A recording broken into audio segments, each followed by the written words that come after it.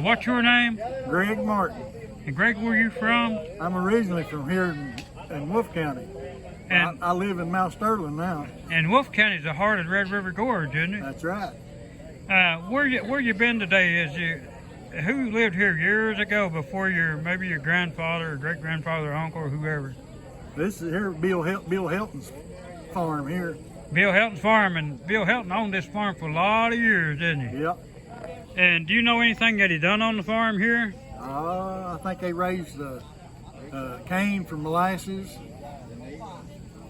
He always kept a few mules around. Boy, he thought the world of them mules, didn't he? The world of them mules. Done a little bit of tobacco, I think. And what do you use them mules for, you know? I used to plow tobacco with, I reckon. Tobacco, and I heard... turn that old sorghum mill. Yeah. Yep. And I heard he made the high as 300 gallons a season back around October each year. Well, he may have. They used to do a whole lot. And all of it was sold just as quick as it made it to the bucket. Yep. And another thing he told me use those mules, those pair of mules for, is for logging. Did you ever hear that? Yeah. I know Papa did. His brother, Henry, he did. He used it a lot in logging. I didn't know if Bill did or not, but I know that Papa did. What did your papa say about the logging? Because I know he lived here with his mother and father when he was a little boy, and he died at around 97 years, Yeah. I heard. Yeah. He used to log. I can remember Papa. I've helped him log in the logwoods. And you pulled them logs from out from under a cliff like sometimes, or a hill like or something, didn't you? And did he ever say anything about a good pair of mules that he had? Oh yeah, everybody talked about him, about the mules that he had. There's a guy we went to church with down at Mount Sterling. He even was telling me about. He said he used to, when he was young, said he used to just go and watch him work his mules. So he knew it too, didn't he? Yeah. And another thing, I'd like to know what went on here today. Oh, they had a family reunion here today. We all got together, ate, and had a good time. And it looked like you had a huge family reunion here today. Yeah, I think there was maybe a little over 100 people here. That's a lot of family, isn't it? Yeah, that's a whole lot of family. And it looked like you had a lot of good mountain food to feed those people too. Yeah, I think we still had plenty of food. We didn't run out. I know you are kin to most of those people, maybe all 100 of them, but did you know them all? No, I didn't know all of them, no. But I guess you got acquainted with some today that you didn't know, and you're happy to know them. Yep.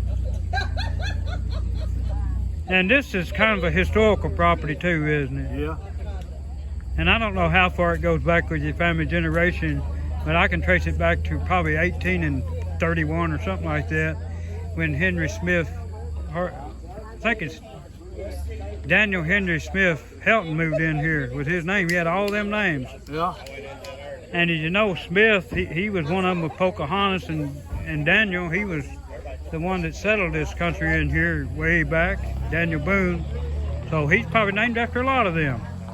And I'm thinking your great-grandfather or whoever, he come in here from Virginia on some kind of a land grant or something way back to teach school here, what I heard. Yeah. Somebody said he taught the old Clifty School out there for 58 years. That's what I heard. And I heard also that he was a Baptist minister for 57 or 8 years. And I think I think he delivered mail for a long time too, I heard. Yeah, he did, and he delivered it with one of them old mules, didn't he? Yep. And you know, it was hard delivering mail here in the wintertime. The snow got so deep there wasn't no way to clean the roads or anything. Yep. But he went right up on those mountain cliffs, you know, to deliver that mail to folks. Yeah, a lot of them was just trails. They wasn't really roads, they was just trails. Trails, there wasn't no roads, were they? That's right. Well, I'm going to thank you for talking to me today about your ancestors and about your reunion you had here today. And like you said, you had a turnout over 100 people. That's a great turnout for family to be together, isn't it? It is. And Greg, you have a good evening. And just go to Firecracker Dan on YouTube. You can watch this video for yourself. Thank you very much. Thank you.